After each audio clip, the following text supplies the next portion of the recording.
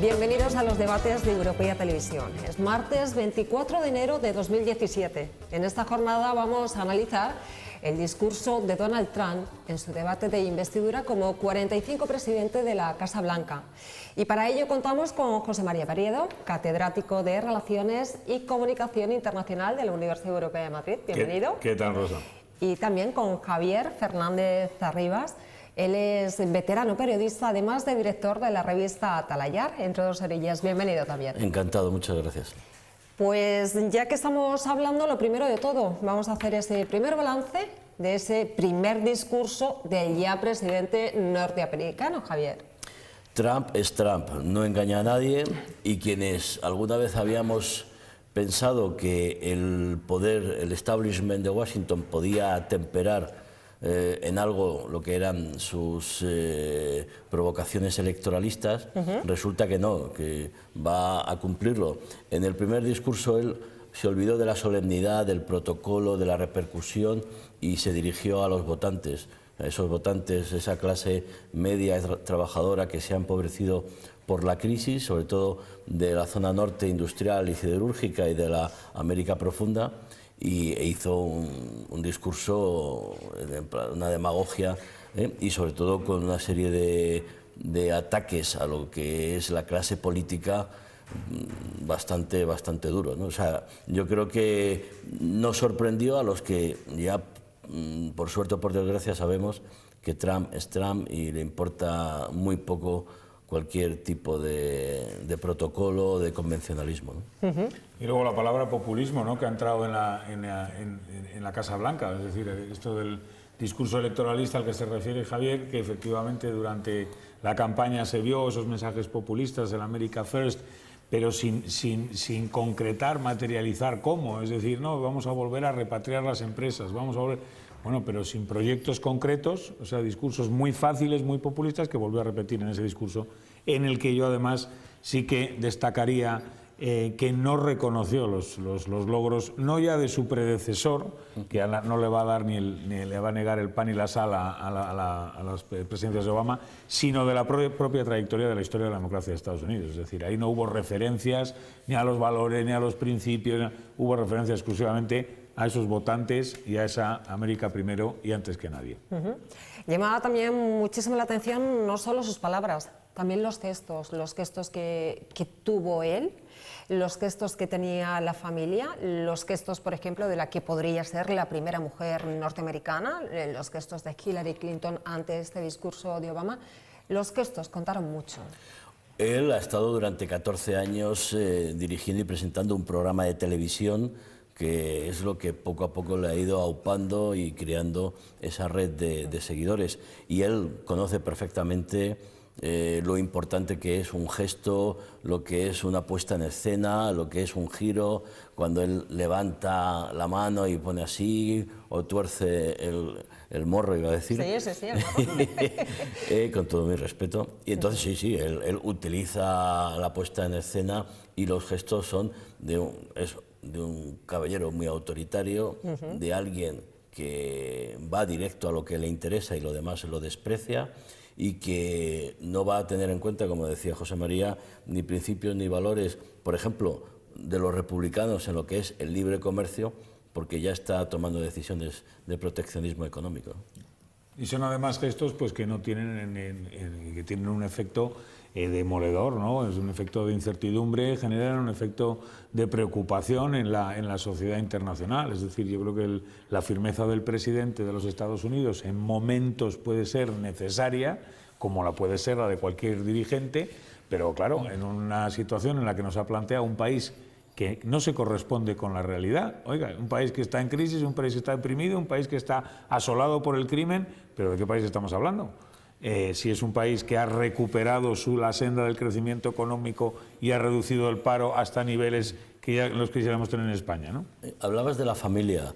Es muy significativo, efectivamente, ese gesto de la familia unida. Lo que ocurre que él mismo es una contradicción, o sea, porque es una familia de inmigrantes, cuando él lo que está es lanzando un discurso muy duro en contra de la inmigración irregular, pero bueno, hay 10 millones de irregulares en Estados Unidos que en algunos sectores económicos son importantes. Entonces vamos a ver, porque tú en tu propia familia tienes esa inmigración en un país como son los Estados Unidos, que se han ido cocinando poco a poco con los inmigrantes europeos, los rusos, de cualquier parte del mundo. Eso por un lado.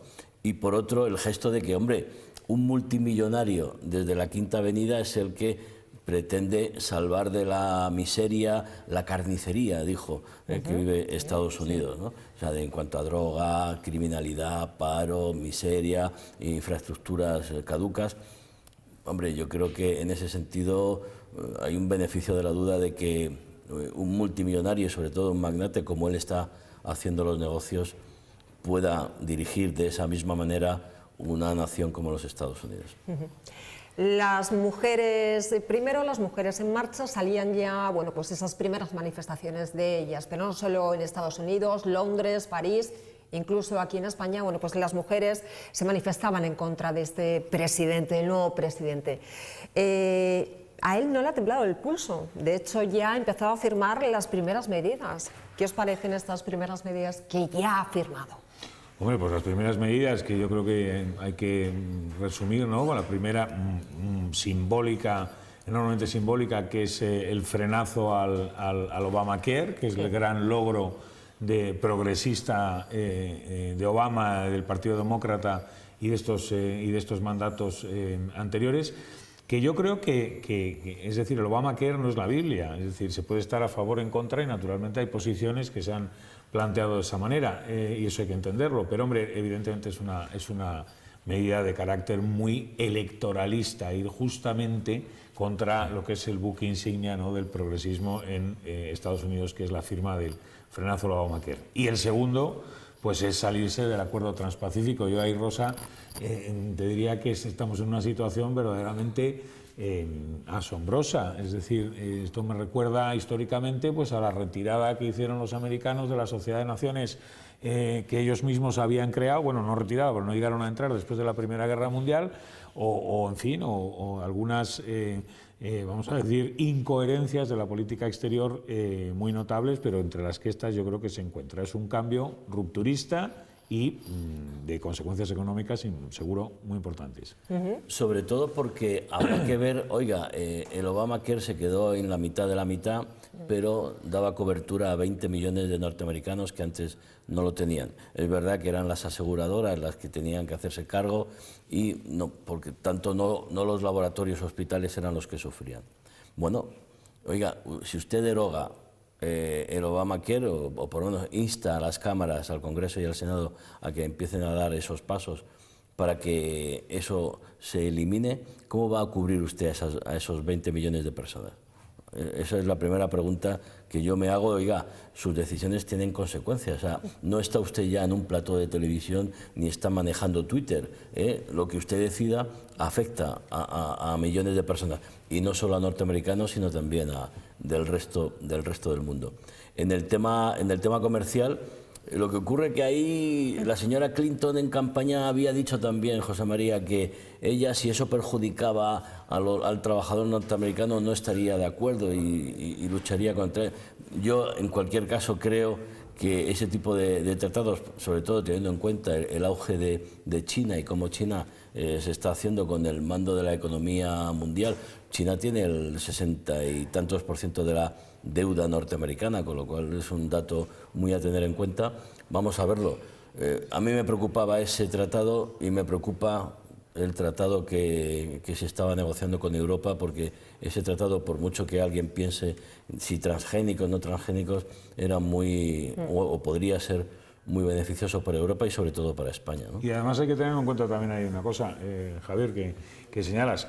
El tema quizá no es tanto modificar, renegociar el Tratado Transpacífico. Yo creo que el tema es la ruptura en la política exterior. Ese es un tema que, por ejemplo, en el caso de la llegada de Obama promete salirse, cambiar la política exterior, terminar con las guerras de Irak y Afganistán, pero oiga, no lo hace de la noche a la mañana.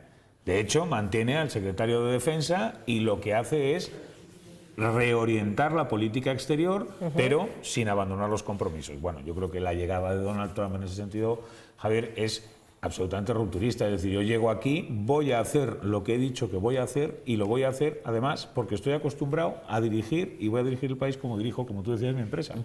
Ahí yo creo que lo ha hecho además el primer día por aquello que cuando tú llegas nuevo a un lugar, a una empresa, a la Casa Blanca, etcétera, etcétera, lo que no hagas los primeros días, luego ya el establishment te envuelve y ya es complicado tomar esas medidas, pero en cualquier caso, oiga, yo creo que no hay prisa, hay mucho en juego, aunque él quiere demostrar que ha entrado y va a ir en contra del establishment, de lo que es el status quo, el poder que está más o menos rodeando al presidente de los Estados Unidos en los últimos años, y va a hacerlo mejor para América. Yo tengo mis serias dudas de que eso sea lo mejor para América. Y en cuanto a lo que decías de las mujeres, yo ahí tengo un sentimiento encontrado. Uno, yo creo que protestar contra Trump, yo creo que ha sido elegido legítimamente. Yo ahí no le veo por qué de la protesta. Oiga, le han votado. A mí no me gusta nada, pero si le han votado, pues habrá que... Ni tan siquiera el desplante, perdona, de los congresistas, ni tan siquiera ese desplante de no haber ido. Hombre, yo tampoco le doy efectivamente legitimidad a no asistir. Oye, pues sí es el presidente electo. Con sí, la verdad que él había tenido palabras muy duras contra un compañero demócrata, con el luchador de los derechos humanos, Luis, y entonces era en protesta por eso. Pero bueno, pero más allá de que, oiga, los resultados electorales, yo creo que por lo que conocemos, no se pueden cuestionar, y yo protestar contra eso creo que... Pero sí es cierto que hay otra serie de argumentos que conlleva la protesta. Es un poco la forma de y la manera en la que este señor pretende y está demostrando que va a llevar a cabo una presidencia con una serie de decisiones que chocan contra los intereses de muchísima gente, ¿no? Intereses de muchísima gente, y estamos viendo que bueno, también está teniendo esas repercusiones en Europa. Europa se está resquebrajando, parece ser, y nos vamos encontrando con esos dos bloques, ¿no? Los europeístas frente a los antieuropeístas. Hombre, si no se resulta preocupante el hecho de que quien ha recibido con aplausos el discurso de Donald Trump haya sido la extrema derecha europea, pues yo creo que eso, en fin, es muy significativo, ¿no? Marine Le Pen y otros líderes han encontrado en las palabras nacionalistas de Trump pues no refugio, sino un verdadero símbolo, ¿no? Para sus propios cuerpos, ¿no? Electorales y demás, ¿no? Y sin embargo, entiendo que, claro, los dirigentes europeos, respetando esa legitimidad a la que se refiere Javier, pues obviamente tienen que esperar a que se vayan tomando las decisiones, vayan teniendo las primeras reuniones tanto institucionalizadas como los encuentros bilaterales, que también nos podemos echar a temblar con algunos de ellos, porque, por ejemplo, ya ha también anunciado, y a la vista de cómo está tomando las primeras decisiones, un acuerdo preferencial con el Reino Unido. O sea, que es que el Reino Unido, en principio, va a estar negociando un Brexit duro con la Unión Europea, mientras le parece, aparentemente, que le va a amparar una negociación privilegiada con Estados Unidos. Yo creo que el efecto en Europa a corto plazo es un efecto de una enorme incertidumbre que no se está viendo reflejada probablemente por los mercados, porque también hay que decir que el crecimiento norteamericano es en principio bien visto, o el que se espera dentro de Estados Unidos es en principio bien visto por los mercados con cierto optimismo, pero claro que también viene provocado porque la situación de Estados Unidos no es la que ha explicado Donald Trump que es, sino otra muy diferente, de un país saneado económicamente y con, digamos, la carretera perfectamente trazada para iniciar un proceso de crecimiento económico, ¿no? En Europa hay incertidumbre en los mercados, pero de momento estabilidad. Por ejemplo, Japón, después de la salida del Acuerdo Transpacífico, las caídas de las empresas japonesas y de la bolsa ha sido notable. En Europa yo le veo dos posibles consecuencias muy complicadas. Una, el populismo que antes mencionaba José María. Oiga, ¿por qué se ha votado a Trump? ¿O por qué en Francia la extrema derecha tiene el seguimiento que tiene? ¿O en Holanda? ¿O Alternativa por Alemania tiene también un soporte, un respaldo? además aderezado por el problema de los refugiados, o en Italia el movimiento 5 estrellas de Beppe Grillo. Hombre, tenemos que ver que hay una clase media trabajadora empobrecida y muy cabreada y muy desafecta y muy decepcionada con los partidos políticos tradicionales, y está votando no al Partido Republicano, sino está votando a Trump. Yo creo que además habrá problemas entre el Partido Republicano y Trump dentro de poco tiempo. Eso por un lado. Oiga, vamos al origen de por qué hay muchísima gente en Estados Unidos y en Europa desafecta y que, bueno, que todo esto reviente o que salga un Mesías o un iluminado a dirigirnos. Pues yo creo que ahí hay que incrementar los recursos y sobre todo el nivel de vida de la gente, porque la crisis no se ha superado para todos. Se ha superado macro, pero no ha llegado esa superación para los hogares. Punto uno. Punto dos, políticamente. Políticamente hay un desafío porque hay elecciones en Francia, donde la extrema derecha, hombre, yo no lo creo, pero si gana en primera vuelta se rompe la Unión Europea porque Marine Le Pen quiere romper la Unión Europea. En Italia puede haber elecciones y Beppe Grillo quiere salir del euro, con lo cual sería otro golpe. En Holanda el partido que puede ganar está condenado por racismo y xenofobia, pero es que la perla está en Alemania en septiembre. ¿Y qué va a ocurrir con unas elecciones donde la señora Merkel, vale, pues parece claro, pero no está tan claro, con lo cual ese efecto dominó arrastre que pueda tener Trump en Europa es preocupante, y estamos todavía a tiempo de, desde la Unión Europea, tomar decisiones. Yo creo que la Unión Europea tiene un momento clave en su desarrollo por muchas circunstancias. El Brexit es una, Donald Trump es otra, y la propia recomposición de la Unión Europea es otra, ¿no? Es decir, yo creo que la Europa de los 27 no es, Javier, que vaya a romper la Unión Europea Marine Le Pen, sino que la Unión Europea está en proceso no de demolición, pero sí de, vamos a decir una palabra, de construcción. Es decir, o sea, hay que volver a armarla. No ha sido una consecuencia de Trump y probablemente tampoco del populismo. Yo creo que hay que venir desde más atrás para analizar la crisis europea. Sí. Pero indudablemente la situación de la negociación con el Brexit es clave y las elecciones que señalas entiendo que son claves. Sin embargo, el efecto Trump, hay que decir que también no tiene que ser el efecto que en estos momentos estamos viviendo como consecuencia de la toma de posesión, etcétera, ¿no? Es decir, los europeos también tenemos que ser conscientes, pues, de que la seguridad debemos de afrontarla nosotros con los norteamericanos y, por tanto, gastarnos más dinero en seguridad y en la OTAN, que si hay que hacer creíble la OTAN, tenemos que ser los europeos también como parte de ellos, de la organización a la que la hagamos creíble, y que Trump tiene que ser un socio. Es decir, no se ha elegido al presidente de la Unión Europea o al César de la sociedad global. Es decir, Europa tiene su personalidad y dentro de esa personalidad somos nosotros los que tenemos que responsabilizarnos, ¿no? Sí, es una oportunidad para Europa. Además, una oportunidad obligada. Porque Europa se tiene que refundar sí o sí. Claro. Y no solo parece ser que Europa se tiene que refundar, también se tiene que refundar, bueno, pues todos los pilares con los que está rompiendo Donald Trump. Uno de ellos también parece ser que es la prensa. Prensa, Twitter, ¿qué papel va a jugar en este nuevo mandato? Pues los periodistas nos lo tenemos que hacer mirar también, porque Trump está demostrando que no necesita a los medios de comunicación como intermediarios para llegar al gran público. Él lo hace directamente por Twitter y eso le permite tener más seguidores que el Wall Street Journal, ¿no? Que es el periódico con más seguidores y con más influencia en el mundo.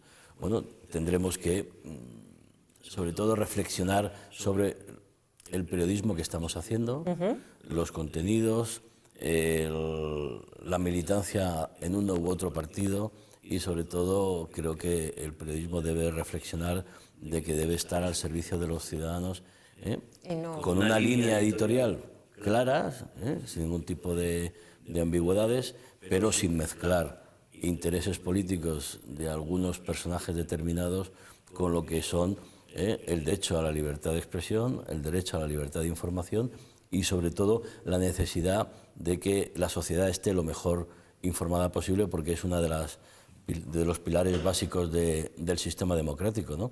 En Estados Unidos lo estamos viendo con el poder que tiene la prensa, pero este caballero lo desafía y sin ningún tipo de rubor, con lo cual habrá que, por un lado, tener muy claro los principios y valores de los medios de comunicación y, por otro, nuestra capacidad de autocrítica y de plantearnos cómo tenemos que trabajar. Pero hay que recordar también que ahí esto de que los presidentes norteamericanos y de otros países, y en concreto el Partido Republicano, se lleve mal con la prensa, eso es muy habitual. Sí. El presidente Nixon se despidió de su presidencia haciendo un alegato en contra de él, el tratamiento que había tenido la prensa en el Watergate y cómo le había hecho realmente el impeachment de la prensa. Y bueno, pues hemos tenido otros ejemplos, incluso mucho más cercanos de esa distancia, ¿no? Yo creo que la labor de la prensa, lo que de alguna manera, y coincido ahí con Javier, es recuperar el papel de intermediación. O sea, ahí está. Es decir, la prensa tiene que ser la que oriente a la opinión pública. La opinión pública está absolutamente dejada de la mano de Dios, no, sino dejada de la mano de Twitter. Y claro, que una persona tenga cierta influencia en Twitter, pues puede ser una cuestión importante, interesante para este momento histórico y demás, pero claro, que la tenga el presidente de Estados Unidos eso no puede ser, porque el presidente de Estados Unidos actúa a través de Twitter y repercute en mercados, repercute en conflictos, repercute en políticas donde está la vida de personas en juego, donde están los intereses de países en juego, ¿no? Y de empresas y de mucha gente. Oye, lo de el impeachment, ¿te ha salido sí. Porque sí o porque piensas que hay alguna opción? Porque a mí lo del impeachment ya me ha planteado algún tipo de reto. ¿Cuál es el reto? O sea, una apuesta de que, hombre, yo dije que no se podía descartar el impeachment con Donald Trump, sobre todo porque hay principios básicos del Partido Republicano como el libre comercio, etcétera, etcétera, más sobre todo cuestiones internas suyas de sus negocios que puedan interferir y que puedan ir saliendo y que puedan llevar al impeachment, pero vamos, tengo apostada con Chencho Arias, el embajador, 200 euros que irían a parar a una ONG, a Cáritas, y una cena. Él dice que no, va a haber en estos 4 años impeachment, y yo digo que puede ser. Bueno, pues yo no me atrevo a decir. Lo que sí te digo es que si la cena esta se puede participar, yo también estaremos encantados de asistir. Exactamente, estaremos encantados de asistir. Yo quiero que nos vayamos con un titular de ambos. El Papa también ha tenido palabras y ha dicho, bueno, de momento vamos a dejar trabajar al nuevo presidente de Estados Unidos. Yo quiero saber qué es lo que vosotros consideráis. ¿Le dejamos trabajar, esperamos un poco o ya le podemos calificar? Es que no tenemos más remedio. Trump está ahí y hay que tratar con él. Yo creo que las instituciones norteamericanas van a terminar limitando el poder del presidente de los Estados Unidos, que es la función de la democracia. Que los poderes sean limitados por los contrapoderes que el propio sistema tiene. José María Peredo, catedrático de Relaciones y Comunicación Internacional de la Universidad Europea de Madrid. Javier Fernández Arribas, veterano periodista y director de la revista Atalayar, entre dos orillas. Un placer y hasta la próxima.